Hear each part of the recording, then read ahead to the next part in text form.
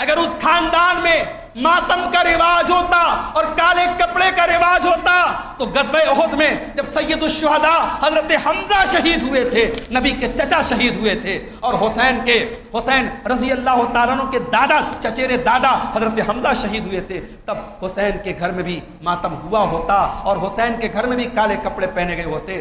سید الشہداء حضرت حمزہ کی کٹی پٹی لاش آئی تھی، اس لاش کو دیکھ کر جب بنو ہاشم کے گھر میں کسی عورت نے اپنے بال نہیں کھولے اور کسی نے ماتم اور نوحہ نہیں کیا تو آج مجھے ان سے شکوہ نہیں ہے جنہوں نے کالے کپڑے کو اپنا دین اور مذہب بنایا ہے، مجھے شکوہ ان سے ہے میرے بھائیوں جو اپنے آپ کو سنی کہتے ہیں، اہل سنت کہتے ہیں۔ کہاں گئی تمہاری غیرت؟ حسین کا نام لینے والوں، حسین کے نانا کی سیرت تم بھول گئے، حسین کے نانا کی سنت تم بھول گئے، حسین کے نانا کا دین تم بھول گئے۔ ہم پر یہ الزام لگتا ہے صاحب یہ لوگ اہل بیت کو نہیں مانتے، ہمارے بارے میں یہ دھارنا بنا لی گئی صاحب یہ اہل بیت کو نہیں مانتے۔ کیوں نہیں مانتے؟ یہ تعزیہ نہیں نکالتے، یہ ماتم نہیں کرتے، یہ کالے کپڑے نہیں پہنتے، یہ محرم میں شادیاں کرتے ہیں، یہ محرم میں غم نہیں مناتے، ان کے گھروں میں گوشت بنتا ہے محرم میں، چھاننے والی چیزیں اور تلنے والی چیزیں، یہ تلا اور چھنا کھانا کھاتے ہیں، یہ کہاں غم کہاں مناتے ہیں؟ اچھا صاحب کوئی مائی کا لال ثابت کر کے دکھائے، واقعہ کربلا کے بعد کوئی مائی کا لال ثابت کر کے دکھائے کہ سیدنا حسین رضی اللہ عنہ کے گھر میں ہر سال محرم میں غم منایا گیا۔ حضرت حسین کے بیٹے حضرت زین العابدین حضرت حسین کی شہادت کے کئی سال بعد زندہ رہے، انہوں نے کبھی ماتم کیا، کبھی محرم میں کالے کپڑے پہنے، کبھی اپنے باپ کے نام پہ تعزیہ نکالا ہو تو بتاؤ؟ تم اہل بیت سے زیادہ اہل بیت کے چاہنے والے بن گئے۔ میرے بھائیوں، جس ہستی کا نام لے کر کے آج تم بازاروں میں چلاتے ہو، وہ جس نے اس حسین نے جس نانا کی گود میں پرورش پائی تھی، اس نانا کی زندگی میں ماتم نام کی، غم منانے نام کی کوئی چیز نہیں تھی۔ اگر اس خاندان میں ماتم کا رواج ہوتا اور کالے کپڑے کا رواج ہوتا تو غزوہ احد میں جب سید الشہداء حضرت حمزہ شہید ہوئے تھے، نبی کے چچا شہید ہوئے تھے، اور حسین رضی اللہ تعالیٰ عنہ کے دادا، چچیرے دادا حضرت حمزہ شہید ہوئے تھے، تب حسین کے گھر میں بھی ماتم ہوا ہوتا اور حسین کے گھر میں بھی کالے کپڑے پہنے گئے ہوتے۔ سید الشہداء حضرت حمزہ کی کٹی پٹی لاش آئی تھی، اس لاش کو دیکھ کر جب بنو ہاشم کے گھر میں کسی عورت نے اپنے بال نہیں کھولے اور کسی نے ماتم اور نوحہ نہیں کیا تو آج مجھے ان سے شکوہ نہیں ہے جنہوں نے کالے کپڑے کو اپنا دین اور مذہب بنایا ہے، مجھے شکوہ ان سے ہے میرے بھائیوں جو اپنے آپ کو سنی کہتے ہیں، اہل سنت کہتے ہیں۔ کہاں گئی تمہاری غیرت؟ حسین کا نام لینے والوں، حسین کے نانا کی سیرت تم بھول گئے، حسین کے نانا کی سنت تم بھول گئے، حسین کے نانا کا دین تم بھول گئے۔ ارے حسین کے نانا نے تو ہمیں یہ سبق دیا، آپ کی آنکھوں کے سامنے آپ کا اپنا بیٹا ابراہیم آخری سانسیں لے رہا ہے اور اللہ کے پیارے حبیب اپنی آنکھوں سے دیکھ رہے ہیں۔ بھئی جس کو بیٹا نہ ہو، 4 بیٹیاں ہوں، 2 بیٹے آلریڈی پیدا ہو کے بچپن میں ہی انتقال کر گئے ہوں، اب یہ ایک بیٹا ماریا کے پیٹ سے پیدا ہوا ہے۔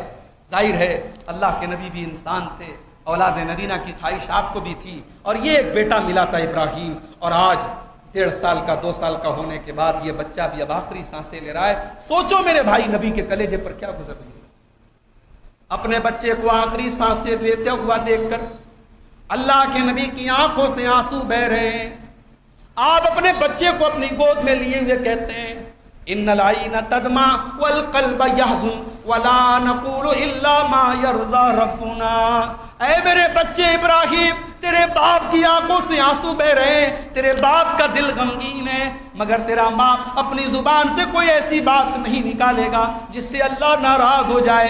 وَإِنَّا بِفِرَاقِكَ لَمَحْزُونُونَ۔ اے ابراہیم، تیرے جانے سے تیرے باپ کا دل غمگین ہے۔ نبی نے کیوں نہیں اپنے بیٹے کا ماتم کیا؟ نبی کا طریقہ ہی نہیں تھا میرے بھائی، نبی کا تو فرمان ہے من شق الجیوب من لطم الخدود وشق الجیوب ودعا بدعوى الجاہلیہ فلیس منا۔ جو غم کے موقع پر اپنے رخسار پر تماچا مارے، اپنے گریبان چاک چاک کرے اور دور جاہلیت کی پکارے، وہ ہم میں سے ہے ہی نہیں ہے، نبی نے اپنا تعلق اس سے ختم کر دیا۔ تو میرے حسین کے نانا، حسین اپنے نانا کی سنت پر چلتے تھے میرے بھائی۔ حسین کے نانا نے 10 محرم کو روزہ رکھا تھا، اور اس روزے کی فضیلت بیان کی تھی نبی نے کہ یہ عاشورہ کا روزہ 1 سال کے گناہوں کا کفارہ بنتا ہے۔ اور نبی نے فرمایا کہ اللہ کے نزدیک رمضان کے بعد سب سے افضل اگر کوئی روزہ ہے تو محرم کا روزہ ہے، اللہ کے مہینے محرم کا روزہ ہے۔ حسین کے نانا جب 10 محرم کو عاشورہ کے دن روزہ رکھتے تھے تو مجھے پورا یقین ہے کہ حضرت حسین نے اس نانا کے گھر میں بچپن سے 10 محرم کو جب روزہ رکھتے ہوئے دیکھا تھا، تو کربلا کے میدان میں جب حضرت حسین شہید ہوئے تھے اس دن بھی وہ روزہ تھے۔ میرے جس دن حسین روزہ رہے، حسین کے نانا روزہ رہے، تم سبیلے لگا کے لوگوں کو شربتیں بانٹ رہے ہو اور کھچڑے بانٹ رہے ہو، تمہیں شرم نہیں آتی؟ تمہیں شرم نہیں آتی؟ تم کس منہ سے اس حسین کا نام لیتے؟ میں ابھی للہ پورہ کے علاقے سے آ رہا تھا، ایک جگہ میں نے دیکھا کہ صاحب تعزیہ نکل رہا ہے، 1 سال سے پڑا ہوا ہے، اب نکل رہا ہے، تو اس پر رنگ پینٹ ہو رہا ہے، بڑی محنت ہو رہی ہے صاحب۔ اب بڑے جوش و جذبے کے ساتھ ہمارے نوجوان لگے رہے۔ ہمارا مکان بھی راجہ پورہ میں، اس گلی میں، ہماری گلی میں بھی ہمارے بہت سارے بھائی ہیں تعزیہ کو مانتے ہیں، بڑی عقیدت سے مانتے ہیں۔ سال بھر کبھی ٹوپی نہیں لگائیں گے، 10 محرم والے دن سفید چمکدار ٹوپی لگا کے ایک دم سچے پکے مسلمان باوضو ہو کر کے اور خوشبو لگا کے اتر اتر لگا کے آ جائیں۔ اللہ کے بندو، ایک دن کے مسلمان مت بنو۔ ہم کہتے حسین کو صرف 1 دن کے لیے یاد نہ کرو، تم نے حسین کی سیرت کو دنیا میں پھیلنے ہی نہ دیا، تم نے حسین کا انٹروڈکشن ہونے ہی نہیں دیا، تم نے تو بس شہادت کی داستان پڑھ کے سنا۔ حسین کی جوانی کیسی رہی بھئی؟ حضرت حسین کربلا میں جب شہید ہوئے تو آپ کی غلط فہمی دور کر دوں، وہ 18 سال کے نوجوان نہیں تھے، 64 سال کے بزرگ انسان تھے۔ حضرت حسین کی عمر 64-65 سال کے بوڑھے ہو چکے تھے، وہ کوئی 18 سال کے نوجوان نہیں تھے جب کربلا میں شہید ہوئے تھے۔ ان کی جوانی کیسی گزری، ان کا بچپن کیسا گزرا، ان کی راتوں کی تہجد کیسی ہوتی تھی، انہوں نے ماں سے کیا سیکھا، انہوں نے باپ سے کیا سیکھا۔ تم نے دنیا کو کچھ نہیں بتایا، تم نے بتایا تو خیمے سے رونے کی آواز آئی، زینب نے یہ کہا، سکینہ نے یہ کہا، عباس نے یہ کہا۔ بھائی کربلا میں 72 ساتھی شہید ہو گئے تو تجھے یہ سب باتیں بتائی کس نے؟ تو کیمرہ لے کے کھڑا تھا وہاں، تجھے بتایا کس نے؟ جب حضرت حسین کے تمام ماننے والے شہید ہو گئے تو یہ پوری رپورٹنگ کی کس نے؟ یہ ایک ایک پل کی خبر کہ کب بادل گرجا، کب حسین کا گھوڑا ہن آیا، اور کب جو ہے حضرت حسین کی تلوار چلی اور کتنے سر کٹے اور کہاں خون گرا اور کہاں آسمان سے آواز آئی، یہ ساری داستانیں جو تم نے بنائی ہے یہ بیان کس نے کیا؟ کون سا کیمرہ تم نے وہاں لگا کے رکھا؟ مجھے کہنے کی اجازت دیجئے میرے بھائی، یہ حضرت حسین کے نادان چاہنے والوں نے حضرت حسین کی پوری سیرت کو دنیا کے سامنے کبھی آنے ہی نہ دیا۔ انہوں نے حسین کو 1 مہینے کی 1 تاریخ کے لیے خاص کر دیا۔ ہم نے کہا آؤ حسین کی سیرت کو سال کے 360 دن پڑھو، اور آؤ ہم اہل حدیثوں سے سیکھو کہ اہل بیت کی محبت کیا ہوتی۔ ہم وتر کی نماز پڑھتے ہیں نا تو ہم دعائے قنوت بھی کون سی پڑھتے ہیں؟ پتہ نہیں آپ کو یاد ہے کہ نہیں؟ یہ تو بڑا مسئلہ ہے آج ہماری نوجوان نسل کا۔ ہمارے بہت سارے نوجوانوں کو تو یاد بھی نہیں ہوگی دعائے قنوت۔ کم سے کم آپ کو دعائے قنوت یاد ہونی چاہیے۔ اگر آپ اپنے آپ کو قرآن و حدیث پر چلنے والا کہتے ہیں تو نماز کی دعائیں تو آپ کو آنی چاہیے۔ اور آج کے زمانے میں کوئی آپ کے پاس بہانہ نہیں ہے، موبائل پر آپ ایپ ڈاؤن لوڈ کر لیجئے، دعا باقاعدہ آڈیو کے ساتھ آپ کو مل جائے گی، 10 بار اس کو پلے کر لیجئے، یاد ہو جائے گی آپ۔ اللہم اہدنی فیمن ہدیت وعافنی فیمن عافیت وتولنی فیمن تولیت وبارک لی فیما اعطیت وقنی شر ما قضیت فانک تقضی ولا یقضی علیک انہ لا یذل من والیت ولا یعز من عادیت تبارکت ربنا وتعالیت نستغفرک ونتوب الیک وصلی اللہ علی النبی۔ یہ جو دعائے قنوت کے الفاظ ہیں یہ سیدنا حسن و حسین رضی اللہ تعالیٰ عنہما نے اپنے نانا سے سیکھا، اور آج اہل حدیث اگر نماز میں پڑھتا ہے تو یہی دعائے قنوت پڑھتا ہے جو حسین رضی اللہ تعالیٰ عنہ نے اپنے نانا سے سیکھ کر کے امت کو بتایا۔ تم نے کیا کیا؟ تم نے ان کے نام پہ تعزیہ بنا لیا، تم نے ان کے نام پہ اگربتیاں سلگا لی، تم نے ان کے نام پہ کھانے پینے کی دکانیں آباد کر لی، اور صاحب 10 محرم کو نوحہ پڑھتے ہوئے تعزیہ نکل رہا ہے، اور جس شان کے ساتھ تعزیہ نکلتا ہے، بڑے افسوس کی بات ہے میرے بھائی، ایک طرف آپ کہتے ہو یہ حسین کا جنازہ ہے، اور اس کو اچھلتے ہوئے کودتے ہوئے جشن کے انداز میں، خوشی کے انداز میں نعرے لگاتے ہوئے، کون اپنے باپ کا جنازہ نعرے لگاتے ہوئے نکالتا ہے بھائی؟ کون اپنے باپ کا جنازہ اچھلتے کودتے نکالتا ہے؟ اور جس جوش کے ساتھ لوٹتے جاتے ہیں، جب لوٹتے ہیں تو اتنی بدتمیزی کے ساتھ لوٹتے ہیں۔ بعض تعزیے تو میں نے ایسے دیکھے اپنے بنارس میں کہ صاحب تعزیے کے اندر عورت کی تصویر بنی۔ اب یہ تو کھلی ہوئی بت پرستی ہے۔ ایک براق کا تعزیہ ہمارے علاقے میں نکلتا ہے۔ اب براق کیا ہے؟ اللہ کے رسول کی سواری کا نام۔ اب رسول کی وہ سواری کیسی تھی، اس کا ڈیزائن کیا تھا، اس کا چہرہ کیا تھا، کسی حدیث میں نہیں بیان کیا گیا۔ انہوں نے ایک عورت کی شکل کی تعزیہ بنا لی کہ صاحب یہ براق شریف ہو گئی۔ میرے بھائیوں، یہ محمد الرسول اللہ کا دین تو نہیں ہو سکتا، یہ حسین کے نانا کا دین تو نہیں ہو سکتا۔ حسین کے نانا کا دین بڑا سمپل ہے۔ تعزیہ نکلتا تو سید الشہداء حضرت حمزہ کا بھی نکلتا۔ تعزیہ اگر نکلتا، 20 رمضان کی تاریخ تھی، فجر کی نماز کا موقع تھا، حضرت علی کوفہ کی مسجد میں نماز پڑھا رہے تھے، اور عبد الرحمن ابن ملجم نام کے خارجی نے حملہ کیا تھا اور حضرت علی کو مارا تھا، شہید کیا تھا۔ اور جانتے ہو، جب حضرت علی کی آخری سانس نکلی اور جب ان کے خنجر سے ان کے اوپر حملہ ہوا، ان کے بدن کے خون کے چھینٹے جب زمین پر گرے، تو ان کی زبان سے پہلا جملہ جو نکلا، فزت ورب الکعبہ، کعبے کے رب کی قسم آج علی کامیاب ہو گئے۔ اگر حسین کی زندگی میں تعزیے کا کوئی وجود ہوتا تو اپنے باپ کا ضرور تعزیہ نکالتے، مگر حسین نے کبھی تعزیہ نہیں کیا۔ حسین کی رضی اللہ عنہ کی زندگی میں ان کے بڑے بھائی حسن رضی اللہ تعالیٰ عنہ کی وفات ہوئی۔ بعض تاریخی روایات کے مطابق زہر کی وجہ سے ان کا انتقال ہوا، ظاہر شہادت کی موت تھی۔ اگر تعزیہ نکلتا تو ایک تعزیہ حسن کے نام کا بھی نکلتا۔ میرے بھائیوں، بڑی گہری پلاننگ کے ساتھ اس واقعے کی ایسی مارکیٹنگ کی گئی اور اس کو اتنا سجایا گیا، اتنا سنوارا گیا، اتنی داستانیں اس کے پیچھے جوڑی گئی، ایسا لگتا ہے کہ بس پوری اسلامی تاریخ میں یہی ایک شہادت تھی۔ اسلامی تاریخ تو شہیدوں کے خون سے رنگین ہے میرے بھائی۔ شہادت کس کو کہتے ہیں؟ جاؤ کبھی بدر کے حالات دیکھو، کبھی احد کے حالات دیکھو، کبھی حمزہ کی شہادت کا واقعہ دیکھو، کبھی حضرت مصعب ابن عمیر کی شہادت کا واقعہ دیکھو، کبھی ان صحابہ کو دیکھو جنہوں نے اپنے سینے پر تیر کھائے لیکن نبی کو تیر لگنے نہیں دیا، کبھی غزوہ خندق کے واقعات اٹھا کے دیکھو، کبھی غزوہ تبوک کے واقعات اٹھا کے دیکھو، تمہیں پتہ لگے گا شہادت کس کو کہتے ہیں، تمہیں پتہ لگے گا اسلام کے لیے قربانی کس کو کہتے ہیں۔ تم نے تو اسلام کو بس کربلا کی ایک واقعے کے ساتھ محدود کر دیا کہ بس اسلام کربلا کا نام ہے۔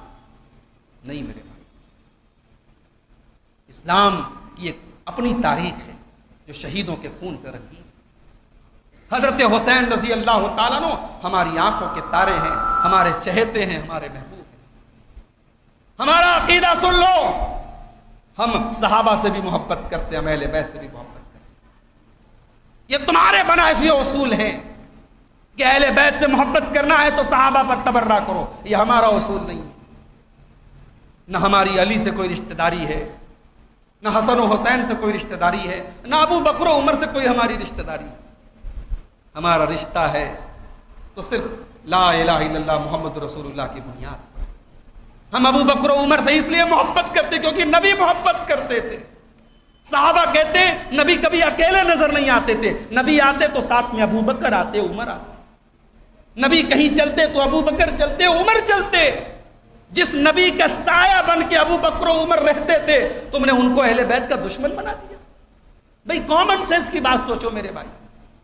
آج آپ کسی سے جب محبت کرتے، کسی بڑے عالم سے محبت کرتے مان لیجیے، تو کیا ایسا پاسبل ہے کہ اس بڑے عالم سے تو آپ زندگی پر محبت کریں اور اس کے مرنے کے بعد اس کے گھر والوں پر آپ ظلم کرنا شروع کر دیں؟ یہ آئیڈیالوجی اپنے آپ میں کتنی غلط ہے کہ صحابہ کرام نبی کی وفات کے بعد نبی کے اہل بیت کے ساتھ ظلم کرنے لگے۔ ارے صحابہ تو وہ تھے جنہوں نے اپنا سب کچھ قربان کیا تھا نبی کے لیے۔ صحابہ تو وہ تھے کہ غزوہ تبوک کا موقع تھا، کچھ صحابہ اللہ کے نبی کے پاس آئے، اے اللہ کے نبی ہم بھی آپ کے ساتھ اس غزوے میں جانا چاہتے ہیں۔ آپ نے کہا میرے پاس سواری کا انتظام نہیں ہے، آپ لوگوں کو جانا ہے سواری لے کر کے آئیے، میں لے کے چلوں گا، میرے پاس سواری محدود ہے۔ ان صحابہ نے کہا اے اللہ کے نبی ہم بڑے غریب لوگ ہیں، ہمارے پاس سواری کا انتظام نہیں ہے، اے اللہ کے نبی ہم آپ کے ساتھ جانا چاہتے ہیں، ہم اللہ کے دین کے لیے قربانی دینا چاہتے ہیں، ہمیں لے کے چلیے۔ نبی نے کہا میں نہیں لے کے چل سکتا۔ نبی نے معذرت کر لی۔ وہ صحابہ نبی کے سامنے رو بھی نہیں سکے، نبی کے پاس سے جب پلٹے، پیٹھ نبی کی طرف ہے، چہرہ دوسری طرف ہے، آنکھوں میں آنسو بھر گئے۔ یا اللہ اتنا غریب کیوں بنایا تو نے کہ آج ہمارے پاس سواری نہیں ہے اور آج اپنے نبی کے ساتھ ہم جانا چاہتے اور جا نہیں سکتے۔ ان کی آنکھوں سے آنسو کے چند قطرے زمین پر گرے، ان آنسوؤں کو محمد رسول اللہ نے نہیں دیکھا میرے بھائیوں، عرش والے نے 7 آسمان کے اوپر سے قرآن کی آیت نازل کی، وَلَا عَلَى الَّذِينَ إِذَا مَا أَتَوْكَ لِتَحْمِلَهُمْ قُلْتَ لَا أَجِدُ مَا أَحْمِلُكُمْ عَلَيْهِ تَوَلَّوْا وَأَعْيُنُهُمْ تَفِيضُ مِنَ الدَّمْعِ۔ اے میرے نبی آپ کے وہ صحابہ جو آپ کے پاس آئے اور آپ سے انہوں نے سواری مانگی اور آپ نے کہا میرے پاس سواری کا انتظام نہیں ہے، اے میرے نبی جب وہ صحابہ آپ کے پاس سے پلٹ کر کے گئے، وَأَعْيُنُهُمْ تَفِيضُ مِنَ الدَّمْعِ ان کی آنکھوں سے آنسو بہ رہے تھے، حَزَنًا أَلَّا يَجِدُوا مَا يُنْفِقُونَ ان کو افسوس تھا تو اس بات کا تھا کہ آج ان کے پاس اتنی طاقت نہیں ہے کہ وہ اللہ کی راہ میں خرچ کر سکیں۔ یہ تھے صحابہ۔ تم صحابہ پر انگلی اٹھاتے ہو۔ بڑی پیاری بات کہی تھی اماں عائشہ، اللہ اماں عائشہ سے کسی نے کہا کہ کچھ لوگ ابو بکر و عمر کو برا بھلا کہتے ہیں، نبی کے صحابہ کو برا بھلا کہتے ہیں۔ اماں عائشہ نے کہا تمہیں حیرت ہو رہی ہے، تمہیں تعجب ہو رہا ہے، اس میں کون سی حیرت کی بات ہے؟ ابو بکر دنیا سے چلے گئے، عمر دنیا سے چلے گئے، ان کے عمل کا سلسلہ ختم ہو گیا، مگر اللہ کو منظور یہ تھا کہ ابو بکر کے جانے کے بعد بھی ان کو ثواب ملتا رہے، عمر کو ثواب ملتا رہے۔ جب جب یہ ابو بکر پر بھونکنے والے اور عمر پر بھونکنے والے بھونکتے رہیں گے، برا بھلا کہتے رہیں گے، ابو بکر کو ان کا اجر ملتا رہے گا، عمر کو ان کا اجر ملتا رہے گا۔ ہمارا عقیدہ یہ ہے، معصوم تو صحابہ بھی نہیں ہے اور معصوم اہل بیت کو بھی ہم نہیں مانتے۔ جس کا عقیدہ ہو مانتا ہو، ہم اہل بیت کو بھی معصوم نہیں مانتے۔ معصوم صرف نبی ہے، نہ نبی کے صحابہ معصوم ہیں، نہ نبی کے اہل بیت معصوم ہیں۔ صحابہ کے بارے میں ہمارا کیا عقیدہ ہے؟ ابھی آپ نے سنا امام طحاوی کا وہ جملہ، ہمارے بچوں کو وہ جملہ رٹا دینا چاہیے، یاد کرا دینا چاہیے، وَنُحِبُّ أَصْحَابَ رسول اللہ، ہم تمام صحابہ سے محبت کرتے ہیں، وَلَا نُفْرِطُ فِي حُبِّ أَحَدٍ مِّنْهُمْ، اور کسی صحابی کی محبت میں ہم حد سے آگے نہیں بڑھتے، وَلَا نَتَبَرَّأُ مِنْ أَحَدٍ مِّنْهُمْ، اور ہم کسی صحابی پر تبرہ نہیں کرتے، کسی صحابی سے برات کا اظہار نہیں کرتے، وَنُبْغِضُ مَنْ يُبْغِضُهُمْ، اور جو صحابہ سے بغض رکھے ہم اس سے بغض رکھتے ہیں، وَبِغَيْرِ الْخَيْرِ يَذْكُرُهُمْ، اور جو صحابہ کا ذکر غلط انداز میں کرے ہم اس سے بھی بغض رکھتے ہیں، وَلَا نَذْكُرُهُمْ إِلَّا بِخَيْرٍ، اور ہم صحابہ کا ذکر اچھے انداز میں کرتے ہیں، وَحُبُّهُمْ دِينٌ وَإِيمَانٌ وَإِحْسَانٌ، صحابہ کی محبت دین ہے، صحابہ کی محبت ایمان ہے، صحابہ کی محبت احسان ہے، وَبُغْضُهُمْ كُفْرٌ وَنِفَاقٌ وَطُغْيَانٌ، اور صحابہ سے بغض رکھنا یہ کفر ہے، یہ منافق کی نشانی ہے اور یہ سرکشی ہے۔ یہ ہمارا عقیدہ ہے صحابہ کا۔ جانتے ہو صحابہ کون تھے؟ عبداللہ بن مسعود کہتے ہیں، مسند احمد کی صحیح روایت، کہتے ہیں کہ اللہ تبارک و تعالی نے بندوں کے دلوں میں جھانکا اور تمام بندوں کے دلوں میں سب سے بہترین دل اللہ تعالیٰ نے اپنے آخری نبی محمد صلی اللہ علیہ وسلم کا پایا۔ تو اللہ تعالیٰ نے اپنے نبی کو اپنی رسالت کے لیے چن لیا، اور پھر نبی کے بعد اللہ نے اپنے بندوں کے دل میں جھانکا تو سب سے بہترین دل اللہ تعالیٰ نے اپنے نبی کے صحابہ کو پایا، اور اسی لیے اللہ نے ان کو اپنے نبی کا ساتھی بنا لیا، اپنے نبی کا سپورٹر بنا لیا۔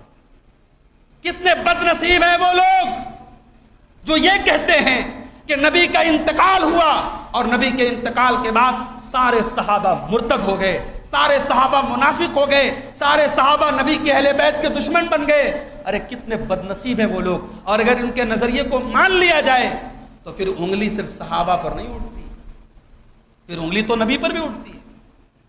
بھائی اگر ایک ٹیچر زندگی بھر اپنی اپنے شاگردوں کو پڑھائے، ان پر محنت کرے، اور اس کے شاگرد اس کے طریقے پر نہ چلیں، اس کے دشمن بن جائیں، تو وہ لوگ کہیں گے نا وہ ٹیچر کیسا تھا، وہ ٹیچر کیسا تھا جس کے اسٹوڈنٹ ایسے نکل گئے۔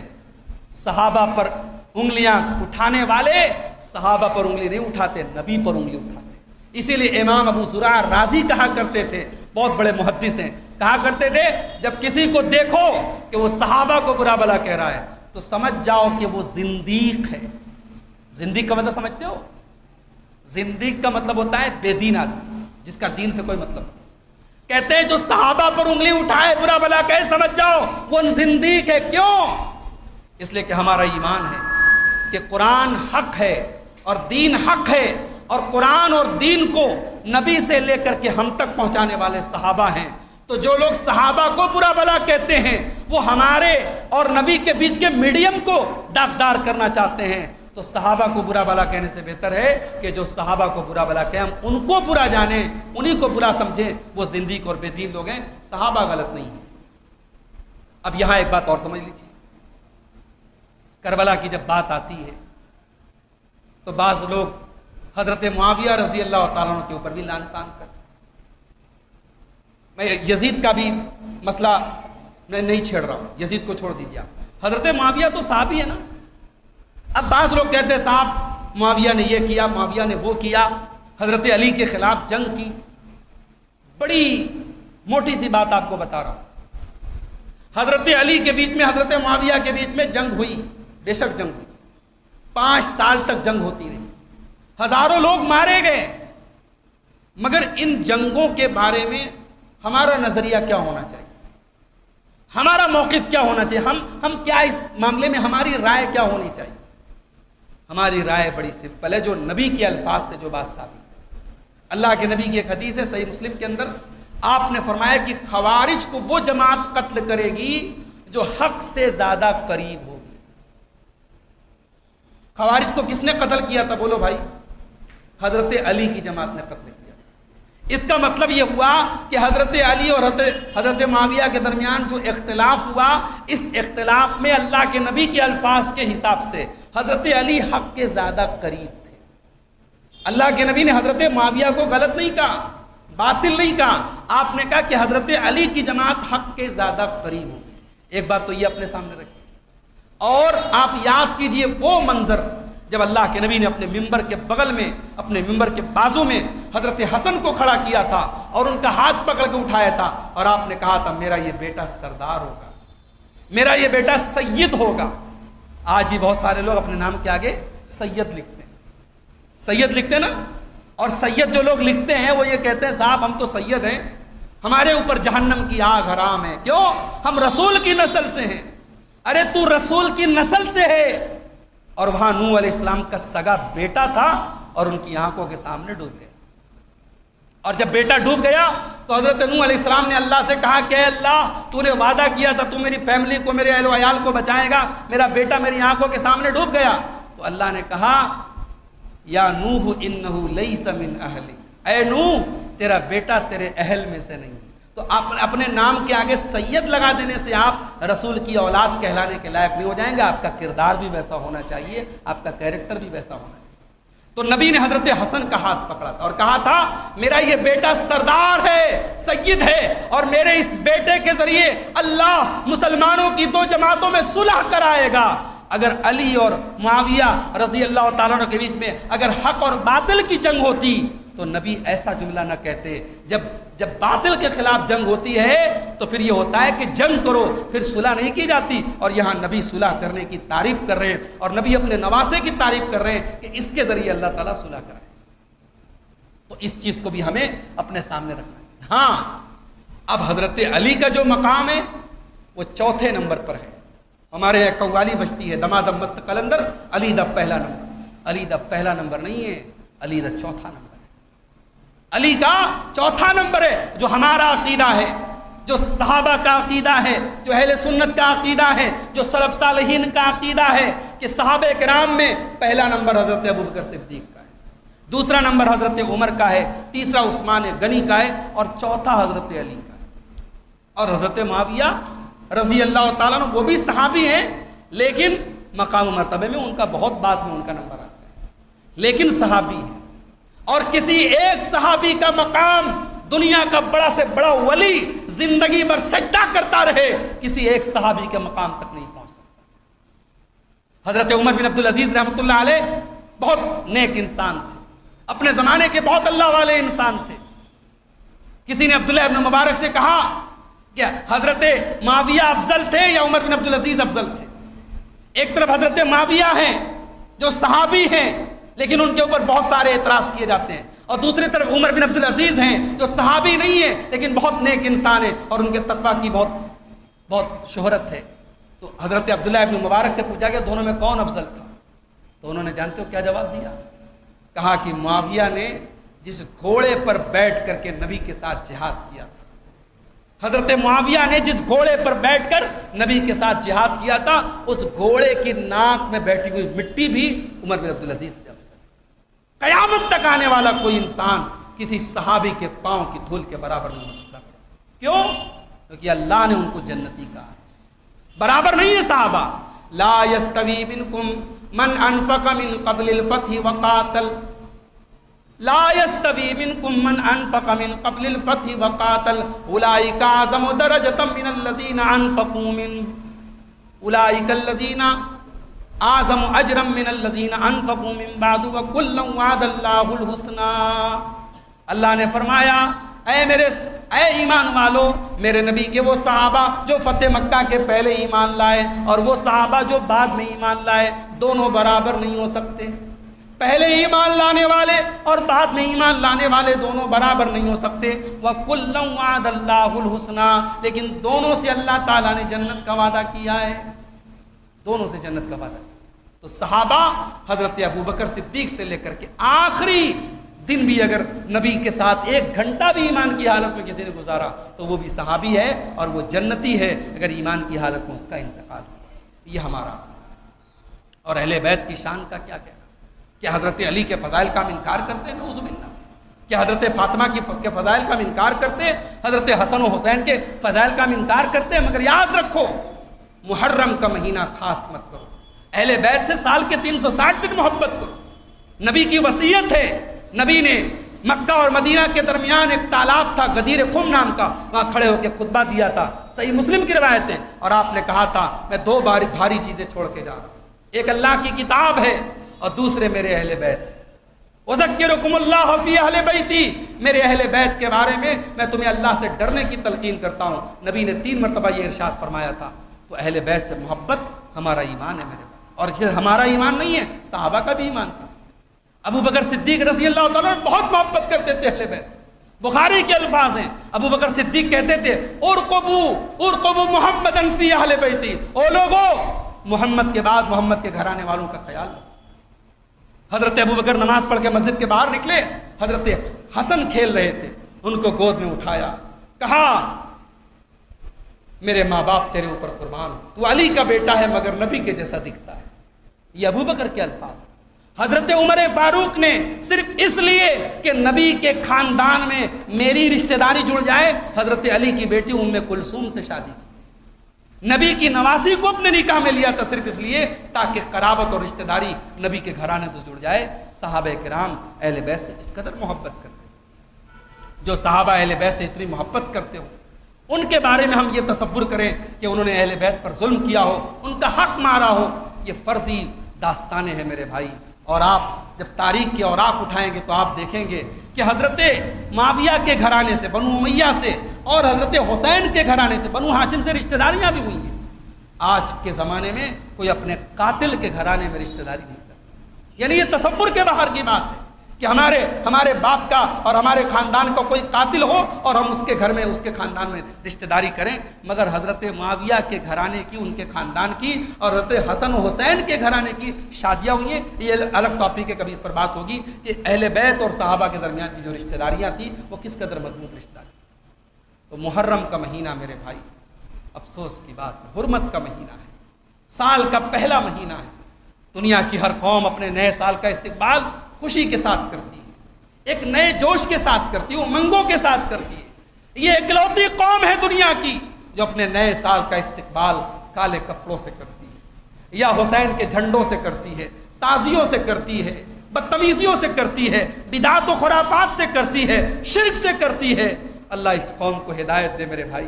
اپنے اسلامی کیلنڈر کا آغاز اور وہ بھی وہ مہینہ جو ان 4 مہینوں میں سے جو حرمت والا مہینہ ہے۔ حرمت والے مہینے کو مطلب سمجھتے ہیں؟ یعنی محرم کے مہینے میں کوئی غلط کام کرنا اور بڑا گناہ ہے، محرم کے مہینے میں لڑائی جھگڑا کرنا اور بڑا گناہ ہے۔ جس مہینے کی حرمت اور زیادہ تھی، آج اس مہینے کو صحابہ کو گالی دینے کا مہینہ بنا دیا گیا، صحابہ پر تبرہ کرنے کا مہینہ بنا دیا گیا۔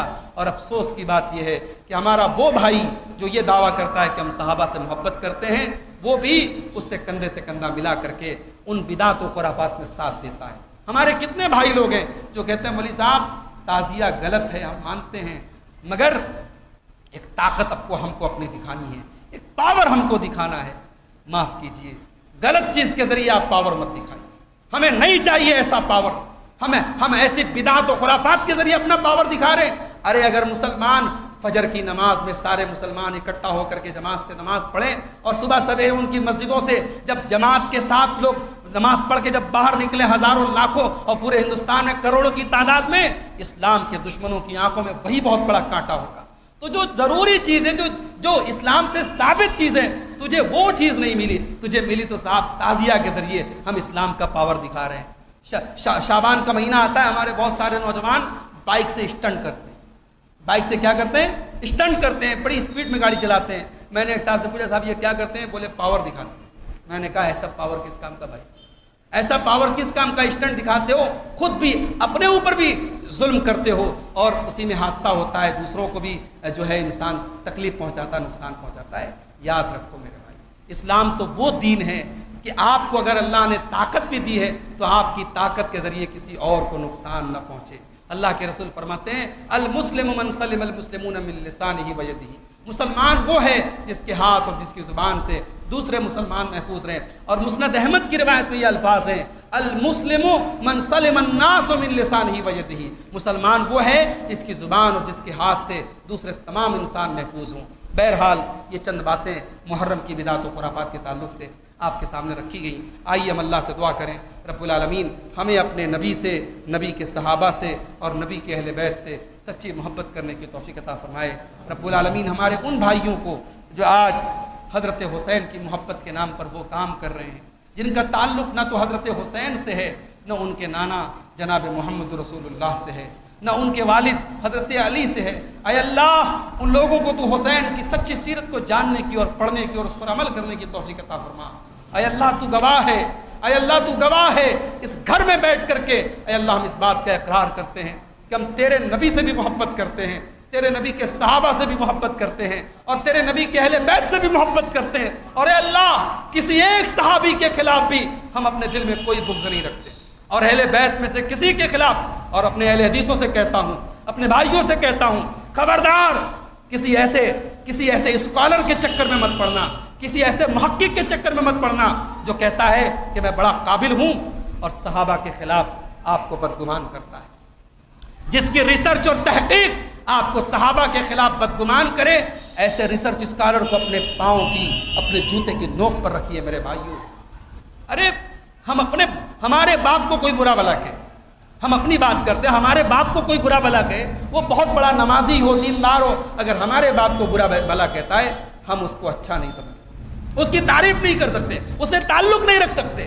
ارے تم اپنے باپ کے لیے اتنی غیرت رکھتے ہو اور نبی کے چہتوں کے لیے اور نبی کے صحابہ کے لیے کوئی غیرت نہیں ہے۔ اس لیے میرے بھائیوں اگر کوئی صحابہ کے خلاف زہر اگلتا ہے، چاہے اس کی بات جتنی چکنی چپڑی ہو، اس کی پگڑی چاہے جتنی گز لمبی ہو، اور اس کا کپڑا چاہے کتنا ہی خوبصورت کیوں نہ ہو، اس کو کبھی آپ خاطر میں نہ لائیے اور اس کو کبھی اہمیت مت دیجیے۔ اور جو اہل بیت کے خلاف کوئی جملہ بولے، یا حضرت حسین کے اوپر کوئی کیچڑ اچھالے نعوذ باللہ، یا حضرت علی کے خلاف کوئی بات کرے، ایسے لوگوں سے بھی ہمارا کوئی تعلق نہیں ہے۔ اسی لیے امت میں 2 طبقے پیدا ہوئے، ایک روافض کا، ایک نواسب کا۔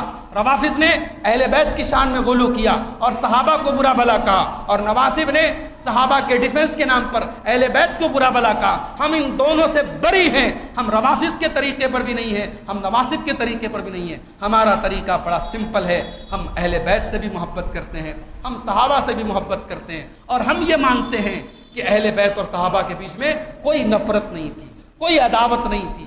ہاں اختلاف ہو سکتا ہے، حضرت علی کے درمیان حضرت معاویہ کے درمیان جنگ ہوئی، اختلاف ہوا، مگر ان کے دلوں میں ان کے دل پاک صاف تھے، اور ہم ان کے اختلاف کا معاملہ اللہ کے حوالے کرتے ہیں۔ ہم یہ عقیدہ رکھتے ہیں علی بھی صحابی، معاویہ بھی صحابی، علی بھی جنتی، معاویہ بھی جنتی، علی بھی جنتی، طلحہ بھی جنتی، علی بھی جنتی، زبیر بھی جنتی۔ ہم سارے صحابہ کے جنتی ہونے پر ایمان رکھتے ہیں، اور ان کے درمیان جو اختلاف ہوا ہم اللہ سے یہ دعا کرتے ہیں کہ اے اللہ جس طریقے سے تو نے ہمیں اس دور میں پیدا نہیں کیا، اے اللہ اگر اس دور میں ہم پیدا ہو گئے ہوتے ہمارے لیے بڑی آزمائش کا موقع آتا۔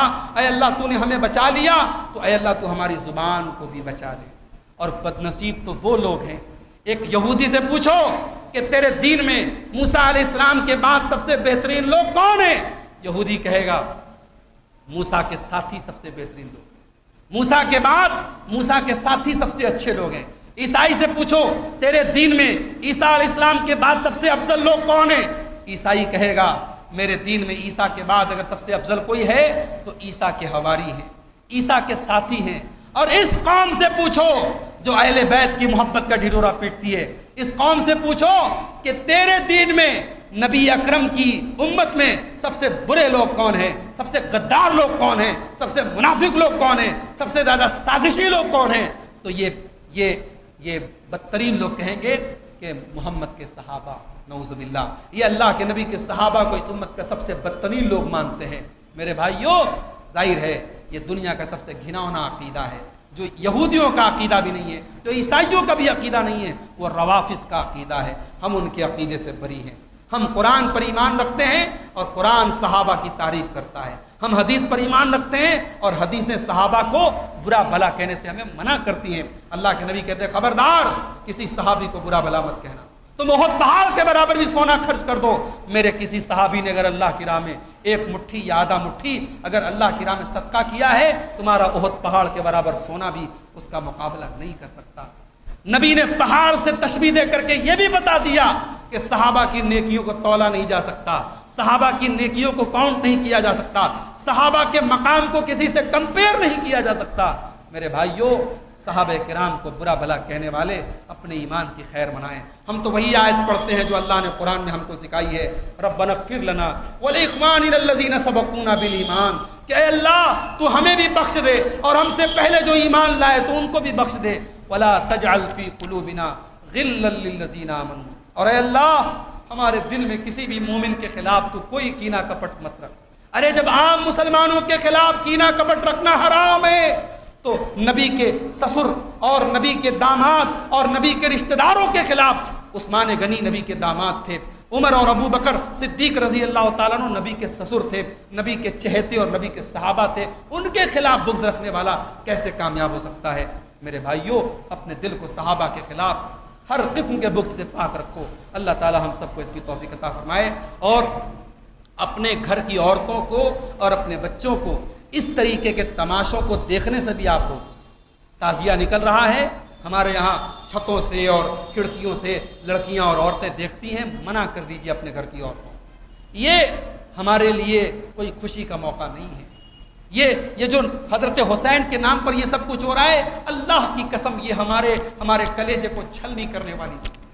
یہ محمد الرسول اللہ کے دین کی بگڑی شکل ہے جس نے دنیا کو آج صحیح اسلام کی شکل سے دور کر دیا ہے، اور ہمارا اور آپ کا تو ہمارے دل میں تو یہ تمنا ہونی چاہیے کہ اللہ ان لوگوں کو ہدایت دے دے اور یہ صحیح راستے پر آ جائیں۔ تو اس لیے تعزیہ وغیرہ اگر آپ کے علاقے میں جا رہا ہوں، نکل رہا ہوں، بہت سارے لوگوں کو دیکھتا ہوں اپنے گھر کی عورتوں کو دکھاتے ہیں، بعض لوگ تو باقاعدہ نئی سڑک اور کہاں کہاں لے جا کے طرح طرح کے تعزیہ دکھانے بھی لے کے چلے جاتے ہیں۔ اس تمام طریقے کی چیزوں سے اپنے گھر والوں کو آپ محفوظ رکھیے۔ بدعات و خرافات میں شامل ہونا یا اس میں کسی بھی طریقے کا سپورٹ کرنا بھی ہمارے لیے حرام ہے، یہ بات یاد رکھیے۔ اللہ تعالیٰ سے دعا ہے رب العالمین ہم سب کو مرتے دم تک ایمان پر قائم رہنے کی توفیق عطا فرمائے، آمین۔ وآخر دعوانا الحمد للہ رب العالمین، السلام علیکم ورحمۃ اللہ وبرکاتہ۔